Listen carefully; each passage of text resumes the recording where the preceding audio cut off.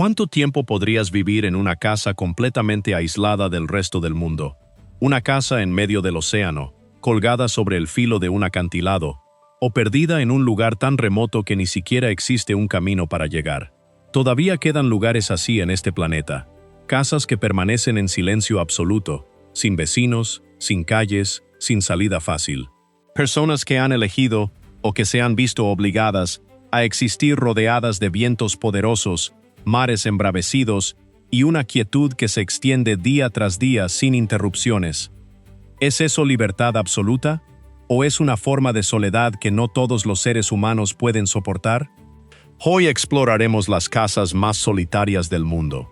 Refugios colgados sobre el vacío, monasterios esculpidos en la roca viva, faros batidos por olas de 30 metros y pequeñas estructuras humanas que desafían todo lo que consideramos normal sobre dónde y cómo se puede vivir.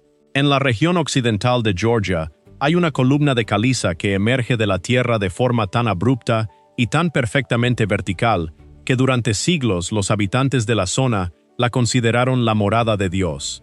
El pilar de Catskill se levanta aproximadamente 40 metros sobre el valle circundante y su cima, que cubre apenas 150 metros cuadrados, aloja los restos de un monasterio que fue durante siglos el retiro más inaccesible de uno de los países más antiguos del mundo cristiano.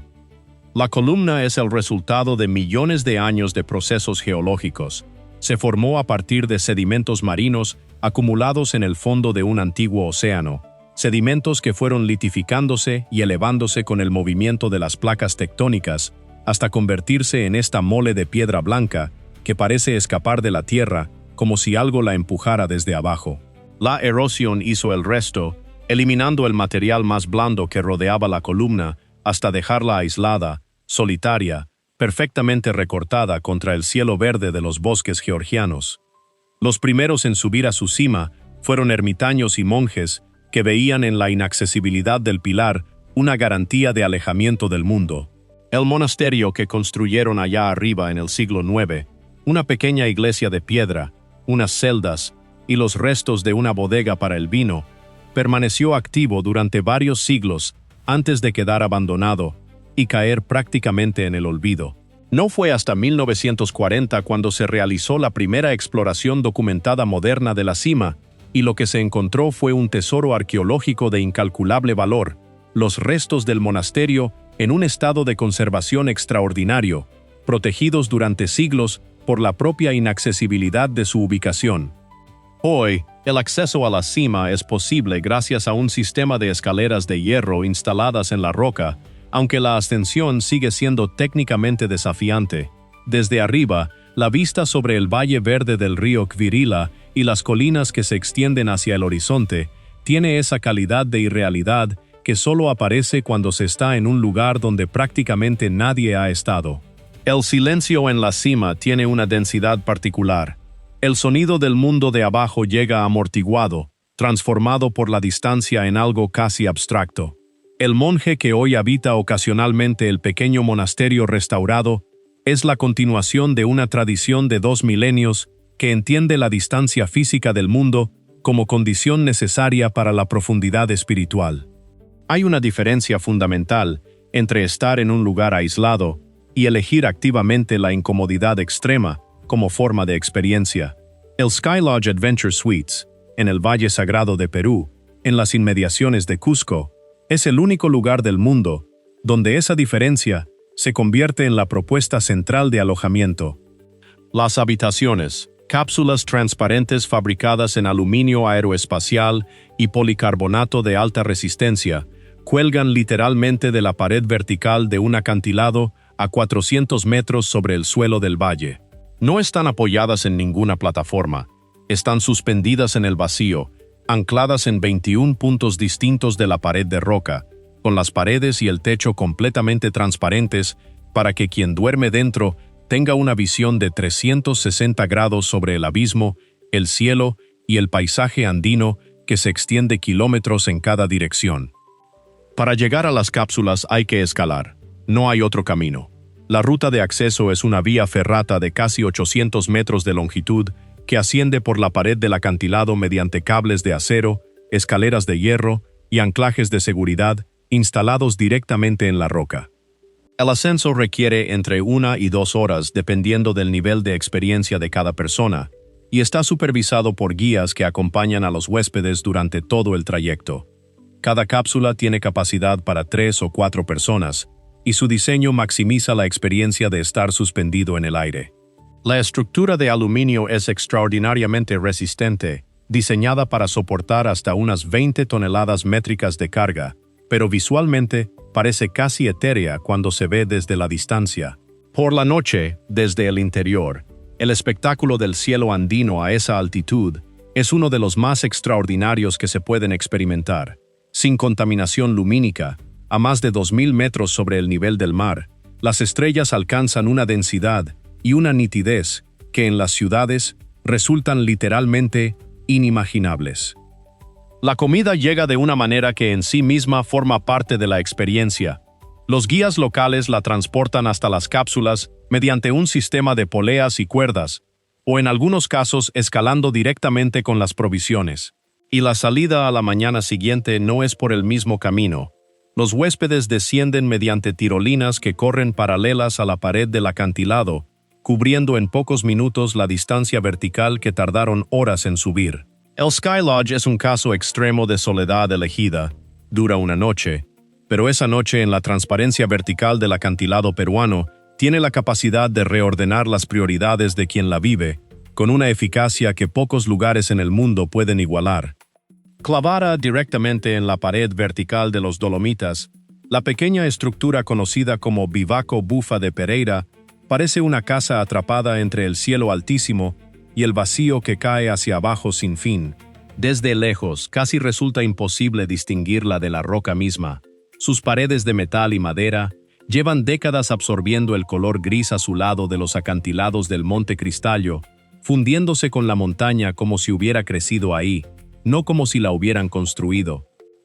El Bivaco se asienta a más de 2.900 metros sobre el nivel del mar, donde el clima puede cambiar en cuestión de minutos, de una tarde apacible a una tormenta violenta e implacable. Esta estructura no nació del turismo ni del deseo de contemplar paisajes hermosos. Fue construida por soldados italianos durante la Primera Guerra Mundial entre 1915 y 1918, como puesto de observación y refugio estratégico durante las operaciones militares contra el Imperio Austrohúngaro en el frente alpino. En aquella época, las montañas de los Dolomitas no eran simplemente un paisaje, eran una trinchera. Los soldados que ocupaban estas alturas dependían de estructuras exactamente como esta para sobrevivir tanto a los ataques enemigos como a las condiciones extremas de uno de los entornos de alta montaña más exigentes de Europa. La guerra terminó hace más de 100 años, pero el Bivaco sigue en pie sobre la misma roca donde fue anclado. El tiempo, sin embargo, no ha sido del todo amable. Las tormentas de nieve en estas altitudes pueden alcanzar una violencia extraordinaria, y en años pasados una de esas nevadas fue tan intensa que llegó a arrancar literalmente el tejado de la estructura. La restauración que siguió requirió un esfuerzo enorme, transportar materiales y herramientas a casi 3.000 metros de altitud, trabajando en condiciones que desafían lo que normalmente se considera posible en términos de logística de construcción. Hoy, el Bivaco funciona como refugio de emergencia. No existe personal que lo atienda, no hay reservas que hacer, no hay servicios más allá de las paredes que protegen del viento. Quien llega hasta aquí debe traerlo todo consigo: comida, agua potable, equipo de dormir, ropa para temperaturas que pueden descender muy por debajo de cero incluso en pleno verano. La única regla que rige el lugar es una norma tácita entre quienes frecuentan la alta montaña: úsalo con respeto y déjalo en condiciones para el próximo que llegue. El Bivaco Bufa de Pereira es un recordatorio físico de que la historia humana se ha escrito en lugares que parecen imposibles, que donde otros ven solo roca y vacío, alguien decidió construir, que incluso en los rincones más inhóspitos del planeta, la presencia humana ha dejado su huella, pequeña y tenaz, resistiendo contra todo lo que la naturaleza tiene para lanzar.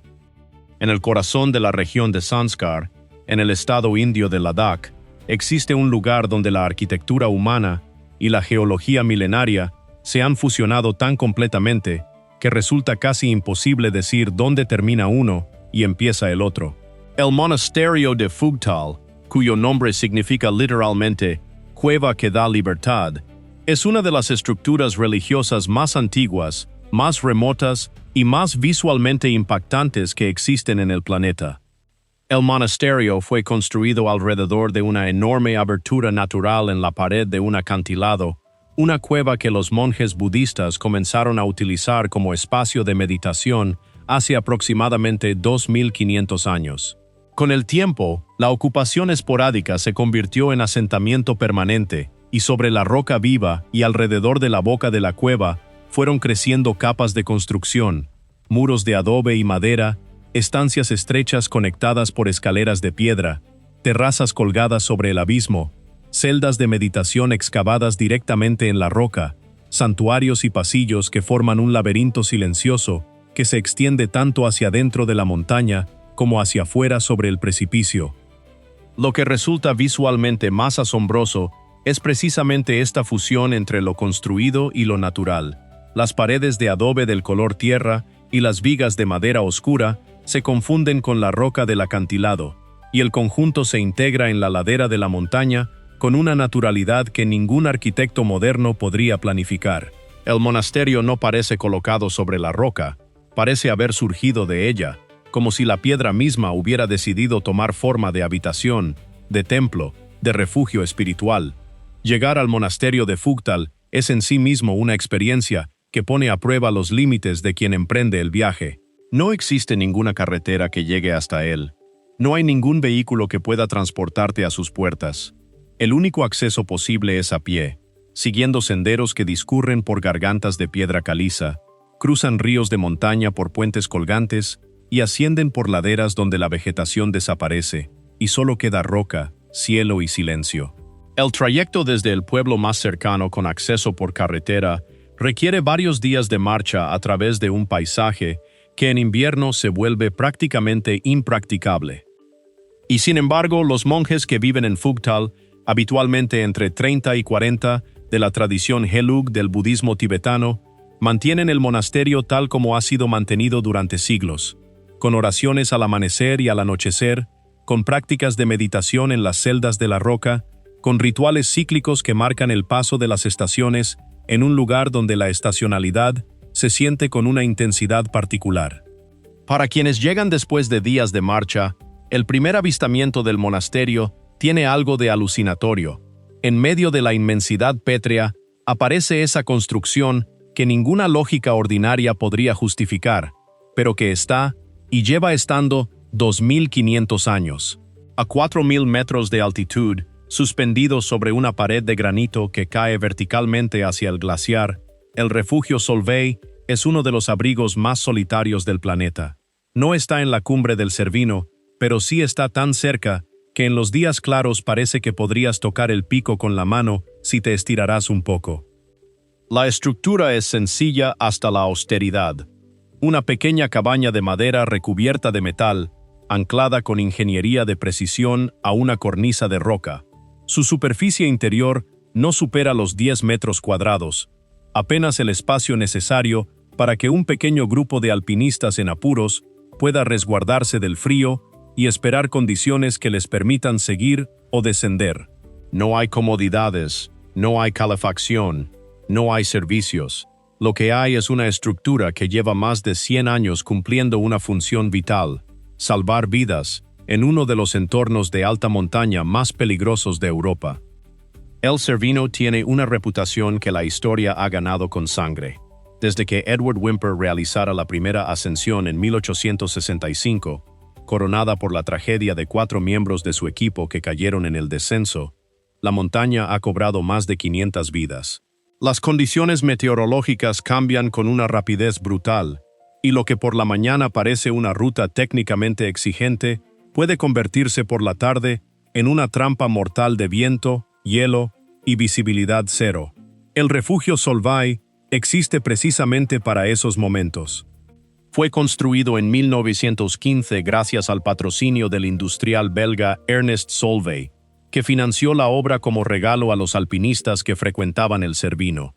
Desde entonces ha servido como línea de vida para escaladores atrapados por tormentas, heridos en caídas o simplemente demasiado exhaustos para continuar. Desde el exterior, la pequeña cabaña crea un contraste visual de una potencia casi surrealista, la diminuta arquitectura humana contra la grandiosidad inmensa de las masas de granito que la rodean por todos lados. El viento en estas altitudes puede superar los 150 kilómetros por hora. Las temperaturas caen profundamente por debajo de cero, incluso en agosto. Y sin embargo, ahí está, ese pequeño cubo de metal y madera, resistiendo año tras año, como una afirmación obstinada de que los seres humanos pueden sobrevivir incluso aquí. Si el Sky Lodge es el alojamiento más extremo del mundo, la pequeña estructura conocida popularmente como la tienda de conveniencia del acantilado puede ser sin ninguna duda el establecimiento comercial más incómodo del planeta. Y esa incapacidad para ser conveniente en un sentido ordinario es precisamente lo que la ha convertido en uno de los fenómenos más peculiares y más queridos por los amantes de la escalada en roca. La tienda ocupa una caja de madera de apenas 2 metros cuadrados, fijada con un sistema especializado de anclajes de seguridad directamente a la pared vertical del acantilado.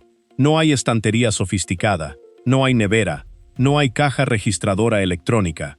Hay productos básicos, agua, barras energéticas, algunas bebidas, expuestos en el espacio mínimo que la caja de madera permite, y hay un precio. A pesar de la absurdidad logística del lugar, una botella de agua cuesta apenas unos 30 centavos de dólar, un precio deliberadamente bajo que refleja la filosofía de apoyo a los escaladores que impregna el proyecto. La tienda no siempre fue un establecimiento comercial. En sus inicios era simplemente una pequeña estación de descanso para escaladores, un punto donde dejar provisiones y recuperar fuerzas. En abril de 2018, alguien tuvo la idea de convertirla en una tienda real, y la noticia se extendió con la velocidad característica de Internet. La imagen de ese pequeño cubo de madera colgado en la vertical de una pared de roca con la etiqueta de tienda de conveniencia capturó la imaginación de personas en todo el mundo. Para llegar a ella, los clientes deben seguir una vía ferrata de aproximadamente 800 metros, con cables de acero, escaleras de hierro y anclajes de seguridad. No hay ningún otro acceso. El reabastecimiento requiere que alguien escale el acantilado cada día para subir los productos, o que utilice un sistema de tirolina desde el suelo. La ecuación logística hace que incluso la botella de agua más barata del mundo represente un coste real en esfuerzo humano. La tienda de conveniencia del acantilado se ha convertido en uno de esos lugares que la gente visita no tanto por lo que ofrece, sino por lo que representa, la capacidad humana de encontrar normalidad o de fabricarla deliberadamente en los contextos más extraordinarios. Hay ruinas que cuentan historias de declive gradual, de abandono pausado, y hay lugares como Pentedátilo, en la región italiana de Calabria, donde el tiempo parece haberse detenido de golpe, como si alguien hubiera apagado la luz de repente y nadie hubiera vuelto a encenderla. El pueblo de Pentedátilo, cuyo nombre viene del griego y significa literalmente 5 dedos, toma su nombre de la formación rocosa que lo sostiene y lo enmarca, un macizo de arenisca que emerge del paisaje calabrés en forma de mano abierta, con 5 protuberancias que se elevan unos 600 metros sobre el nivel del mar, apuntando hacia el cielo. Las casas de piedra del pueblo se construyeron aprovechando los recovecos naturales de esta formación, encajadas entre los dedos de roca como si la montaña misma hubiera abierto la mano para albergarlas. Durante siglos, Pentedátilo fue un pueblo vivo, habitado, con su iglesia, su castillo, sus calles estrechas y empedradas.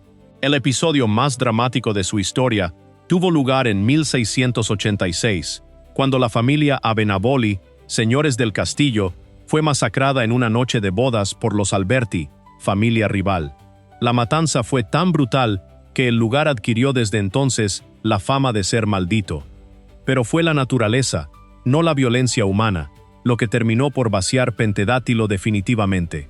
El terremoto de 1783, uno de los más devastadores que ha sufrido la región de Calabria, causó daños tan severos que la mayoría de los habitantes decidieron no reconstruir y marcharse. El abandono fue progresivo pero imparable. Las últimas familias que permanecieron lo dejaron en la segunda mitad del siglo XX. Lo que queda hoy es una de las ruinas más fotografiadas de Italia meridional. Las casas de piedra siguen en pie, la mayoría sin techos, con las ventanas abiertas al cielo como cuencas vacías. Las calles siguen trazadas en la roca, pero ya nadie camina por ellas con la regularidad del que vuelve a casa. Hay algo en la imagen de esas casas encajadas entre los dedos de la formación rocosa que produce un efecto emocional difícil de racionalizar. Los siglos que tardó la roca en formarse, los siglos que tardó el pueblo en crecer sobre ella, y la relativa rapidez con que un terremoto puso fin a todo. Una lección de escala que el paisaje de Pentedátilo imparte con una elocuencia que ningún texto podría igualar. Hay una fotografía. Si llevas tiempo siguiendo el mundo de la fotografía de naturaleza o de estructuras extremas, probablemente la has visto. Un faro gris en el océano, completamente rodeado por una ola de dimensiones imposibles, una montaña de agua blanca que parece a punto de engullir la estructura entera mientras el fotógrafo documenta el momento desde un helicóptero. Esa fotografía fue tomada en 1989 por Jean Guichard y muestra el faro de la Jument durante uno de los temporales más violentos registrados en el Atlántico Norte. Y en ella, de pie en la puerta del faro mirando hacia la ola que se aproxima, está el guardián Theodore Malgorn, que tuvo exactamente el tiempo suficiente de volver a entrar antes de que la ola impactara. La imagen captura con una precisión brutal lo que significa vivir en la Jument. La escala de la naturaleza contra la escala de la arquitectura humana. La ola de más de 20 metros contra los muros de hormigón del faro, que llevan resistiendo desde 1911. La pequeñez del ser humano en el marco de un océano que en sus peores días no reconoce límites. El faro de la Jument fue construido entre 1904 y 1911 en uno de los tramos de agua más violentos de Europa, el Mar de Iroise, frente a la punta de Finisterre en la Bretaña francesa. La construcción duró 7 años porque las condiciones del mar hacían imposible trabajar la mayor parte del tiempo. Solo durante los periodos de calma relativa, a veces unas pocas horas al mes, podían los trabajadores aproximarse a la roca y avanzar en la obra. El coste fue enorme en tiempo, en recursos y en vidas humanas. La estructura resultante tiene algo de fortaleza marina, un cilindro de granito gris de unos 47 metros de altura, con muros cuyo grosor en la base supera los 2 metros, diseñados para resistir el impacto directo de olas, cuya fuerza se mide en toneladas por metro cuadrado. Y aún así, en los peores temporales, el mar logra cubrir completamente la base de la torre.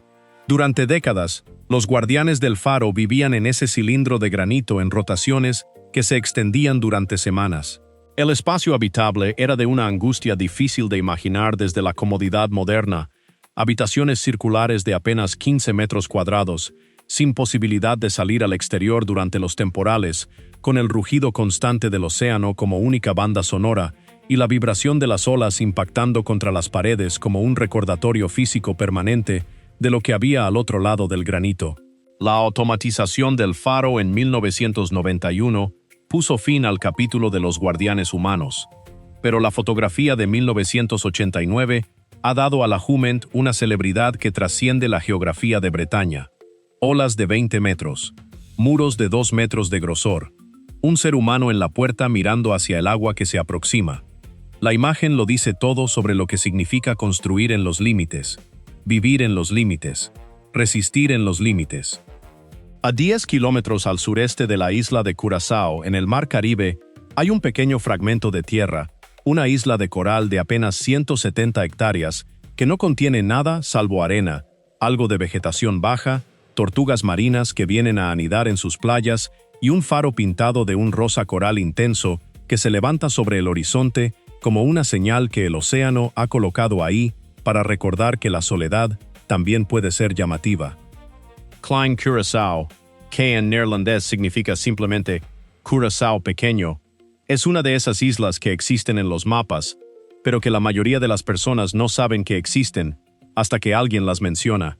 No hay pueblos, no hay hoteles, No hay infraestructura de ningún tipo más allá del faro y los restos de algunas construcciones históricas que el tiempo y los huracanes han ido desmoronando. Completamente expuesta a los vientos alisios que soplan con una constancia y una fuerza notables, la isla representa un ejemplo casi puro de lo que significa estar en un lugar donde la naturaleza no ha llegado a ningún compromiso con la presencia humana permanente. El primer faro que se construyó en Klein Curaçao data de 1850. En 1877, un huracán de extraordinaria violencia destruyó completamente la estructura original. La reconstrucción no se produjo hasta 1979 y el nuevo faro incorporó una decisión estética que lo ha convertido en uno de los más fotografiados del Caribe. Toda la estructura fue recubierta con una capa de yeso del color exacto de los corales rosados que rodean la isla, creando un contraste visual con el azul intenso del mar y el cielo que resulta casi fotorrealista en su saturación. La torre reconstruida se eleva aproximadamente 22 metros sobre el nivel del suelo. En la planitud absoluta de este fragmento de coral, esa altura resulta suficiente para convertir al faro en el punto focal de todo el paisaje. Nadie vive permanentemente en Klein Curaçao. El faro funciona de forma automatizada desde hace décadas. La isla recibe visitas diarias de embarcaciones procedentes de Curazao que traen turistas a sus playas, y en temporada de anidación, las tortugas marinas frecuentan la arena en grandes números. Pero cuando los barcos se marchan por la tarde, Klein Curaçao vuelve a ser lo que ha sido siempre: un pedazo de coral en el mar, un faro rosa sobre el horizonte y el silencio del Caribe envolviéndolo todo.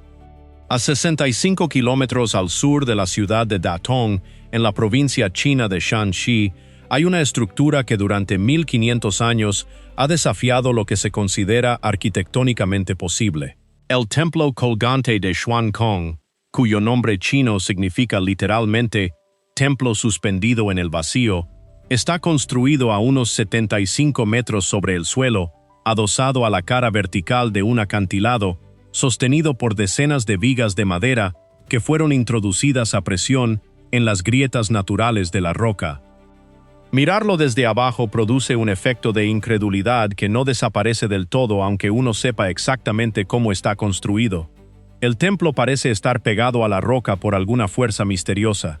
Esas vigas de madera oscura que sobresalen del acantilado como patas de un insecto gigante tienen un aspecto tan delgado en relación con el peso que deben sostener que el primer instinto es pensar que debe haber algo más que no se ve. Y hay algo más. Las vigas visibles son en parte decorativas, mientras que las que verdaderamente soportan el peso penetran más de 1 metro en el interior de la roca, donde la presión del granito las mantiene en posición con una eficiencia que ha resistido 15 siglos de terremotos, tormentas y el simple paso del tiempo. El Xuankong fue construido durante la dinastía Wei del Norte, aproximadamente en el año 491 de nuestra era, y su diseño refleja una síntesis filosófica inusual. Honra simultáneamente al budismo, al taoísmo y al confucianismo, las 3 grandes tradiciones espirituales de la civilización china. No es frecuente encontrar un único espacio sagrado que integre las 3, y esa peculiaridad teológica refleja la ambición de un lugar que pretendía estar por encima, literalmente, de las divisiones entre escuelas de pensamiento. El complejo se compone de 40 salas distribuidas en varios niveles que se comunican mediante pasarelas estrechas y empinadas entre las formaciones naturales de la roca. Los techos de teja gris plateado contrastan con la madera oscura de las paredes, y el conjunto tiene la apariencia de algo que ha brotado orgánicamente de la montaña. La posición del templo tampoco es casual desde un punto de vista práctico. La concavidad del acantilado lo protege de las lluvias directas, que de otro modo habrían deteriorado la madera en pocos siglos. Los constructores del siglo V sabían lo que hacían, aunque trabajaran sin ingeniería moderna. Estar dentro de él, en esas salas angostas donde el suelo de madera tiembla levemente bajo los pies y las ventanas se abren sobre el vacío del valle, produce una sensación que el poeta Li Bai describió como un milagro que desafía la lógica de la naturaleza y de la arquitectura. 10 estructuras, 10 historias de seres humanos que eligieron, o que se vieron empujados por las circunstancias a existir en lugares donde la mayoría de la gente nunca irá. Desde los acantilados de los Dolomitas hasta el Caribe, desde los valles del Himalaya hasta los peñascos del Atlántico Norte, estas casas, refugios, monasterios y faros comparten una cualidad fundamental. Son la evidencia de que la necesidad, la fe, el deseo de refugio, la búsqueda del silencio y a veces la simple terquedad humana son capaces de producir arquitectura en los lugares más improbables del planeta. No son lugares para todo el mundo. La soledad que ofrecen no es la soledad amable de un fin de semana en el campo, con cobertura de teléfono y una cafetería a 15 minutos en coche. Es la soledad real, la que pesa, la que impone sus condiciones con la misma indiferencia con que el océano golpea un faro o la nieve cubre un bivac alpino. Pero en esa experiencia hay algo que los lugares saturados de presencia humana no pueden ofrecer: estar realmente solo con el mundo, sin intermediarios, sin infraestructura que amortigüe la relación entre el cuerpo humano y la naturaleza que lo rodea. Las casas más solitarias del mundo son, en ese sentido, también las que más claramente muestran quiénes somos.